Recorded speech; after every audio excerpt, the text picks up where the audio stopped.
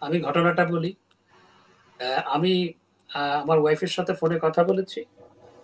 কথা বলার ৫ মিনিটের মধ্যে সে টেলিভিশনে দেখছে আমাকে এয়ারপোর্টে গ্রেফতার করেছে। হুম। সে আমাকে ফের ফোন করলো।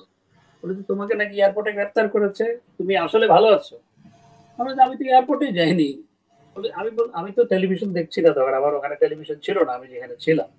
তো হুম। বলল যে, "তুমি কি আসলে কি ভালো আছো?" আমি এয়ারপোর্টে যাইনি। আমাকে গ্রেফতার করার প্রশ্ন আসবে কেন? এই যে কতগুলো আগের ফুটেজ দিয়ে এরকম একটা নিউজ করা, এই অর্বাচীনের মতো যে সমস্ত সাংবাদিক এগুলো করেছে, আজ পর্যন্ত আমাকে জবাব দিতে হয় এগুলো। আর আমি অত বোকা নয় যে আমি সেই পরিস্থিতিতে আপনার এয়ারপোর্টে যাব। যেখানে আমার ফোনেই আমি বন্ধ রেখেছিলাম। আমার সমস্ত ফোনগুলোই বন্ধ ছিল। এমনকি ফোন সেট আমার সাথে ছিল না। আমার যে রেগুলার ফোন সেট সেগুলো আমার কাছে ছিল না। কারণ ফোন সেটের মাধ্যমে ফোন বন্ধ থাকলেও ফোন সেটের মাধ্যমে আপনি কোথায় আছেন সেটা ট্র্যাক করতে পারেন। হুম। সেজন্য এমনকি আমার ফোন সেটও আমার সাথে ছিল না।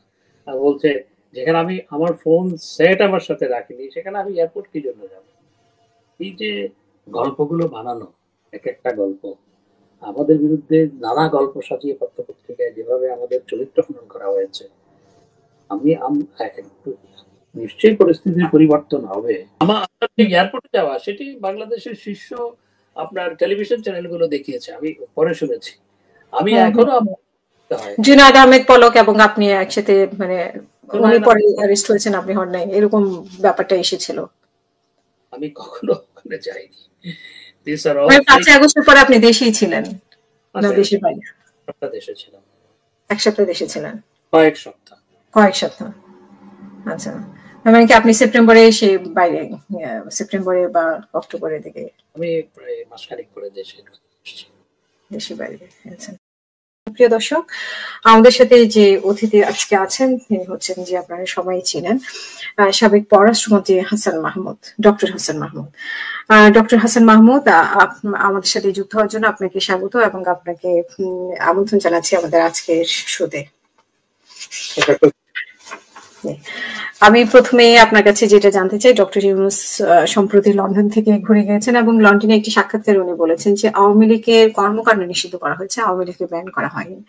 তো এই বিষয়ে আপনার কাছে শুনতে চাই যে আওয়ামী লীগের এত নেতাকর্মী, লক্ষ লক্ষ নেতাকর্মী এবং সমর্থক আছে কোটি কোটি, কিন্তু সেখানে আওয়ামী লীগের কর্মকাণ্ড নিষিদ্ধর বিষয়টিকে আপনি কিভাবে দেখছেন? প্রথমত আওয়ামী লীগকে নিষিদ্ধ করলে কি আওয়ামী লীগ নিষিদ্ধ হয়ে যায়? আওয়ামী লীগ একটা গণমানুষের দল। এটি কোনো ভুইফোর সংগঠন নয়। গণমানুষ থেকে উঠে এসছে, গড়ে উঠেছে আওয়ামী লীগ। আমাদের দেশের, আমাদের জাতির সমস্ত আন্দোলন সংগ্রাম, স্বাধিকার আদায়ের আন্দোলন থেকে শুরু করে স্বাধীনতা সংগ্রাম, স্বাধীনতা যুদ্ধে আওয়ামী লীগ নেতৃত্ব দিয়েছে জাতির পিতা বঙ্গবন্ধু শেখ মুজিবুর রহমানের নেতৃত্বে।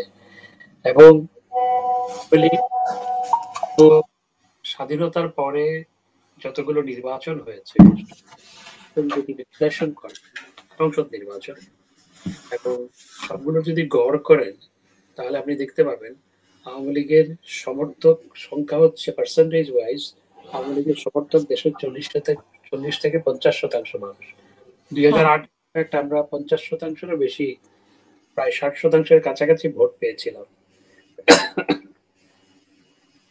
বাংলাদেশে আজকে যদি মানুষকে জিজ্ঞেস করেন, অনলাইনে নানা জরিপ দেখেন, আমি অনলাইনে জরিপের উপর ভিত্তি করে বলছি না, আজকে যদি জিজ্ঞেস করেন একেবারে সাধারণ মানুষ থেকে শুরু করে গৃহিণী থেকে শুরু করে ছাত্র সবাই বলবে যে আগেই ভালো ছিল, শেখ হাসিনাই ভালো ছিল। কিন্তু আপনি 2008-এর কথা বলছেন, কিন্তু 2014